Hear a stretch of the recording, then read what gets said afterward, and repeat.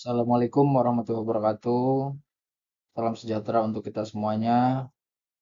Baik, di sini saya akan memberikan kisi-kisi yang harus kalian pelajari untuk menghadapi ulangan sumatif tengah semester genap pelajaran Pendidikan Pancasila atau PKN kelas 7. Dalam hal ini yang perlu kalian pelajari adalah materi bab 4.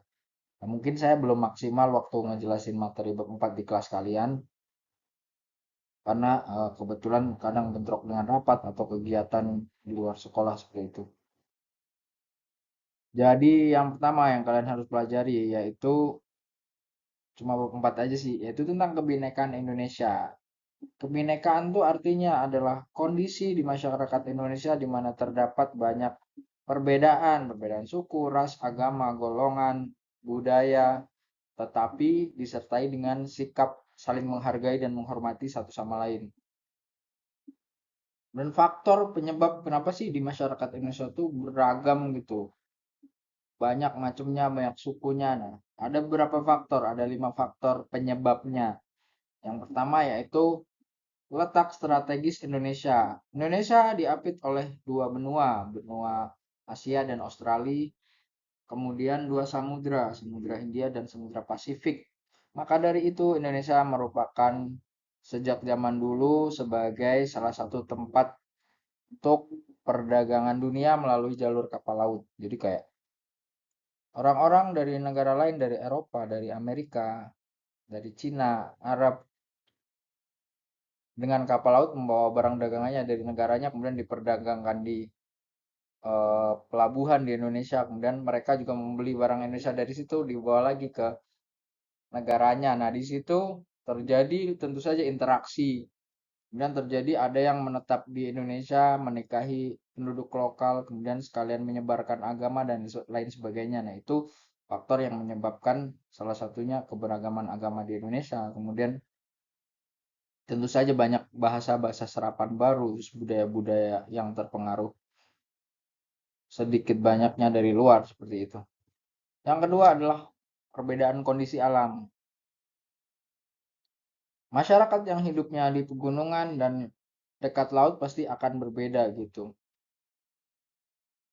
Misalnya yang di laut ya kebanyakan mata pencahariannya atau pekerjaannya adalah sebagai nelayan, kemudian petani garam, kemudian ya punya tambak gitu, melihara ikan dan sebagainya. Sementara yang di pegunungan ya kebanyakan berkebun gitu.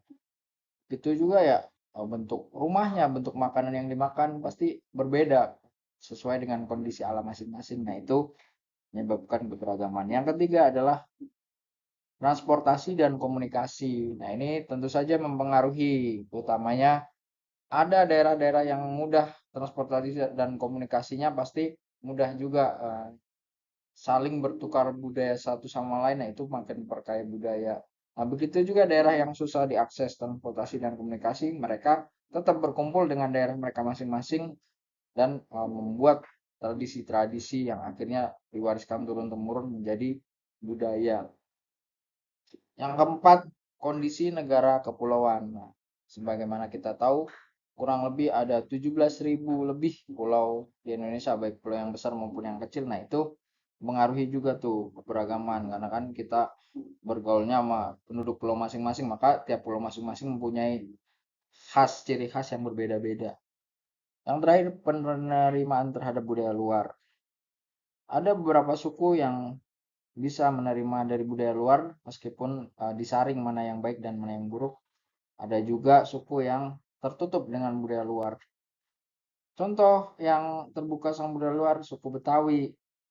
Karena ada beberapa kesenian daerahnya atau baju adatnya tuh terpengaruh dari suku lain seperti Betawi terpengaruh dari percampuran Cina, Melayu, dan sebagainya kayak gitu. Ada Arabnya juga berpengaruh juga tuh ke suku Betawi. Begitu juga suku yang menutup dari budaya daerah lain seperti suku Baduy, khususnya Baduy dalam tuh. Mereka fokus dengan budaya masing-masing, nggak menerima modernisasi atau globalisasi. Jadi tetap stay dengan budaya mereka masing-masing. Nah, itu dia 5 faktor penyebab keberagaman. Selanjutnya adalah terkait dengan keberagaman, negara kita memiliki semboyan negara yaitu Bhinneka Tunggal Ika yang berarti berbeda-beda tapi tetap satu jua. Kalian pasti sering dengar lah pas SD. Nah, ternyata kalimat Bhinneka Tunggal Ika tersebut berasal dari bahasa Jawa kuno yang diambil dari kitab Sutasoma karangan Mpu Tantular yang dibuat pada zaman Majapahit.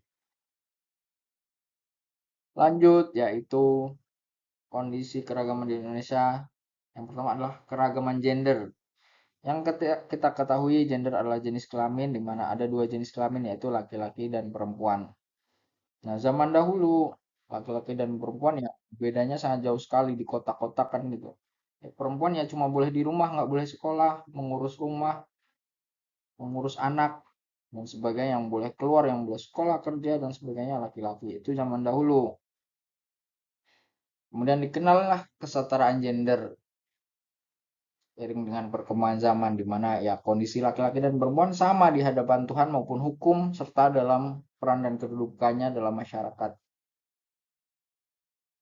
Jadi ya mungkin ada hal-hal yang berbeda yang secara biologis atau secara fisik doang gitu, kayak yang melahirkan ya cuma bisa perempuan, kemudian kekuatan otot ya mungkin lebih kuat laki-laki, tapi selebihnya selain dari itu di mata hukum, di mata Tuhan, di mata peran dan kedudukannya dalam masyarakat setara gitu ya. Sekarang kayak ada RT yang perempuan, lurah yang perempuan, ketua kelas perempuan, bahkan presiden kita pernah seorang perempuan. Nah, tebak siapa?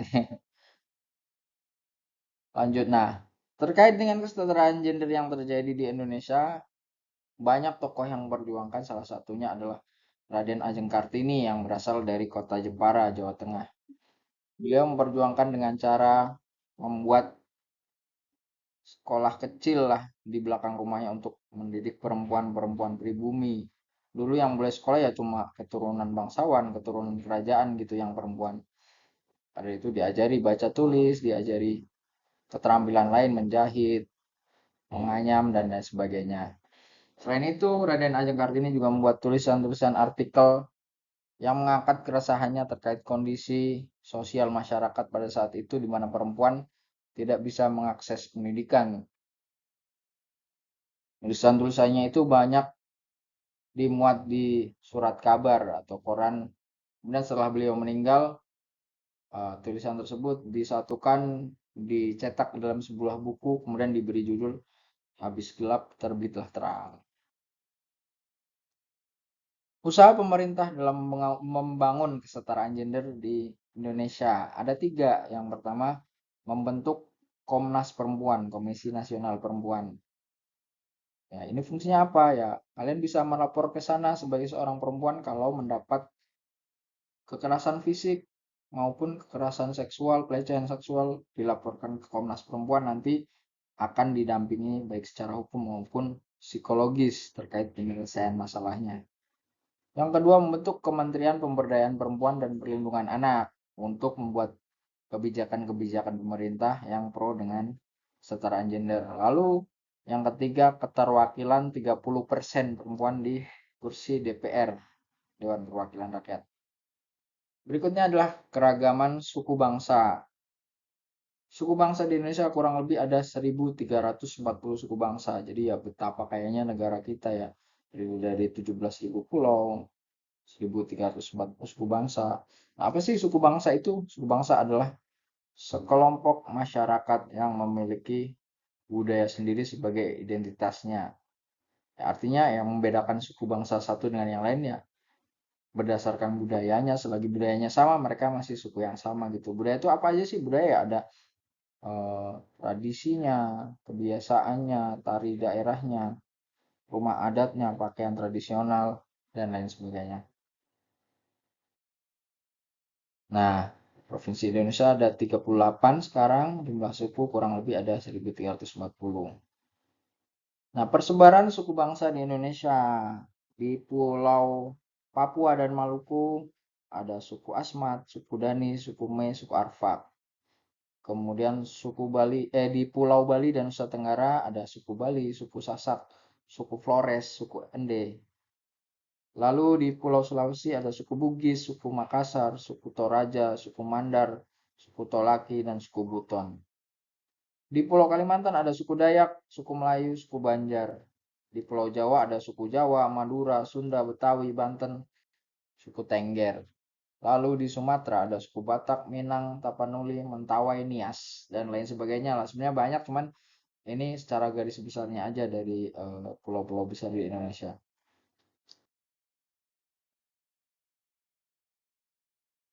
Nah, berikutnya adalah mengenai keberagaman ras. Ras sama suku bangsa berbeda. Kalau suku tadi dibedakannya berdasarkan kebudayaannya, kalau ras berdasarkan ciri fisiknya. Nah, ciri fisik ya kayak bentuk hidung, warna kulit, bentuk rambut, postur tubuh, warna mata, dan lain sebagainya lah. Intinya kalau ras tuh memandang fisik. Nah, terkait dengan hal tersebut, ras di Indonesia tuh ada 5. Yang pertama, Mongoloid Melayu. Persebarannya di Pulau Jawa, Sumatera, Bali, dan Kalimantan. Nah, kita-kita ini nih, kalau kalian keturunan orang Jawa, Sumatera, Bali, Kalimantan, pasti ras Mongoloid Melayu gitu. Kayak kulitnya sawo matang, postur badannya sedang, rambutnya hitam, kayak gitu. Kemudian yang kedua, ras Melanesoid. Nah, kulitnya agak gelap, badan tidak terlalu tinggi, kemudian rambut keriting, adanya di saudara kita di Papua, NTT, dan Maluku. Lalu yang ketiga, ras Wedoid. Ras yang hampir mirip dengan ras yang ada di Sri Lanka, yaitu ada di sebagian Pulau Sulawesi dan sebagian Sumatera, kayak suku Mandar, suku Mentawai, nah itu masuk dalam ras Wedoid. Lalu yang keempat, ras Kaukasoid, merupakan orang Indonesia yang keturunan Eropa, India, dan Timur Tengah. Lalu yang terakhir, ras Mongoloid Asiatik, yaitu bangsa Indonesia yang merupakan keturunan orang Cina, Jepang, Korea, Hong Kong, Taiwan, dan lain-lain. Paham ya sampai sini? Kemudian berikutnya, keragaman agama. Terkait dengan hal tersebut diatur dalam UUD 45 pasal 29 ayat 1, mana negara menjamin kebebasan tiap penduduk untuk memeluk agama sesuai kepercayaannya. Agama di Indonesia ada Islam, Kristen, Katolik, Hindu, Buddha, dan Konghucu. Nah, kalian cari tahu nih, Islam tuh kitabnya apa, Kristen apa, Katolik apa, Hindu apa, Buddha apa, Konghucu apa. Ya, Islam ya.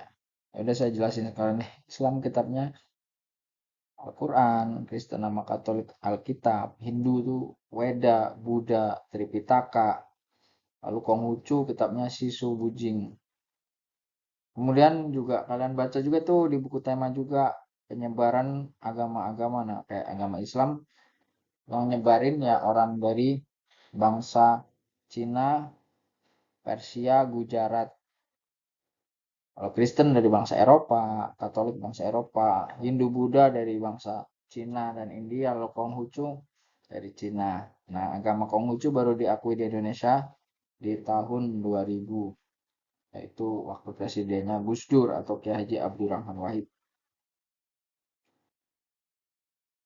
Nah, kemudian yang terakhir selain hal tersebut ya tetap kalian baca juga catatan kalian, buku tema, terus pelajari juga khususnya tentang budaya yang ada di tiap suku gitu. Budaya-budaya tertentu lah, mungkin suku yang kemarin kalian dapetin saat tugas, atau juga contoh aja yang suku-suku lumayan budayanya lumayan unik dan terkenal gitu, kayak semisal di suku Nias ada budaya lompat batu yang bernama Fahumbo yang dilakukan oleh laki-laki agar dianggap sebagai laki-laki dewasa harus melompati batu tersebut.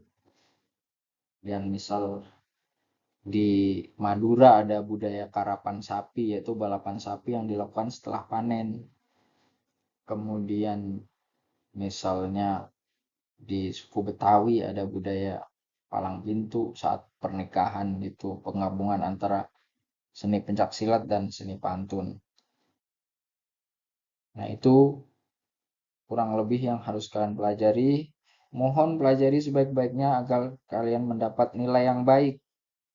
Ya, orang yang berusaha ya pasti akan mendapatkan hasil terbaik. Jangan selalu sujon gitu. Wah, yang nilai bagus mah yang deket sama guru. Ya kamu belajar nggak? Kamu kalau ngerjain tugas asal-asalan apa effort gitu. Terus kamu bikin masalah di PK apa enggak dan lain sebagainya. Intinya fokus sama diri kita sendiri, melakukan yang terbaik. Kemudian belajar, jangan males-malesan. Itu aja, semangat semua. Terima kasih. Wassalamualaikum warahmatullahi wabarakatuh. Semangat semuanya.